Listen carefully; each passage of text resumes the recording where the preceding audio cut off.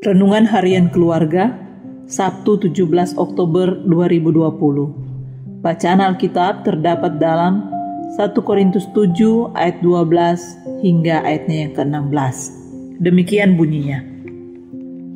Kepada orang-orang lain aku, bukan Tuhan, katakan, kalau ada seorang saudara beristrikan seorang yang tidak beriman, dan perempuan itu mau hidup bersama-sama dengan dia, janganlah saudara itu menceraikan dia.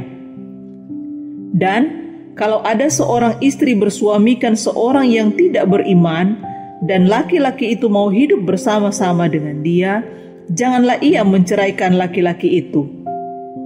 Karena suami yang tidak beriman itu dikuduskan oleh istrinya, dan istri yang tidak beriman itu dikuduskan oleh suaminya. Andai kata tidak demikian, niscaya anak-anakmu adalah anak cemar. Tetapi sekarang mereka adalah anak-anak kudus. Tetapi kalau orang yang tidak beriman itu mau bercerai, biarlah ia bercerai. Dalam hal yang demikian, saudara atau saudari tidak terikat. Tetapi Allah memanggil kamu untuk hidup dalam damai sejahtera. Sebab bagaimanakah engkau mengetahui, hai istri, apakah engkau tidak akan menyelamatkan suamimu? Atau bagaimanakah engkau mengetahui, hai suami, apakah engkau tidak akan menyelamatkan istrimu? Tema kita di hari ini, jiwa terselamatkan dalam pernikahan.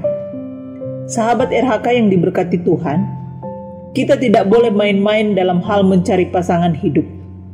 Dan kita harus tahu kelakuan pasangan masing-masing, baik kekurangan maupun kelebihannya.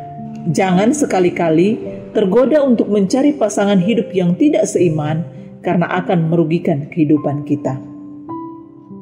Firman Tuhan saat ini berbicara tentang orang yang memiliki pasangan hidup yang tidak seiman. Paulus sendiri mengatakan agar kita jangan mencari pasangan yang tidak seimbang. 2 Korintus 6 ayat 14. Oleh karena itu, ayat 12 sampai 14 harus dilihat dalam konteks jemaat Korintus pada waktu itu. Yaitu, ketika Paulus menyampaikan firman Tuhan, ada orang-orang yang dulunya sudah menikah atau mereka sama-sama belum mengenal Tuhan Yesus, dan salah satu dari mereka, entah suami atau istrinya, menjadi percaya kepada Tuhan.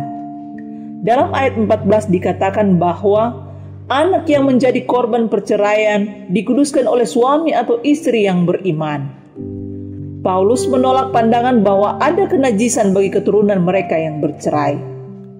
Oleh karena itu, ayat 12 dan 13 mengatakan bahwa tidak ada perceraian bagi orang Kristen yang menikah dengan non-Kristen. Kalaupun terjadi perceraian, maka orang yang bercerai itu tidak boleh kawin lagi dengan orang lain, melainkan dibolehkan untuk rujuk dengan suami atau istri yang diceraikan. Keluarga Kristen, Paulus memberikan suatu pengajaran berdasarkan pada kasih Kristus, bahwa suami atau istri yang beriman seharusnya mempertahankan pernikahan agar tetap hidup dalam damai sejahtera. Keduanya harus melibatkan Tuhan dalam setiap pergumulan keluarga, bahkan mereka yang beriman harus tetap berdoa dan memberitakan Injil kepada pasangannya. Amin. Mari berdoa. Ya Tuhan Yesus, bersamamu ada damai sejahtera yang bisa kami dapatkan dan rasakan dalam suatu pernikahan, dan biarlah kami dimampukan untuk memenangkan jiwa bagi kemuliaan nama-Mu. Amin.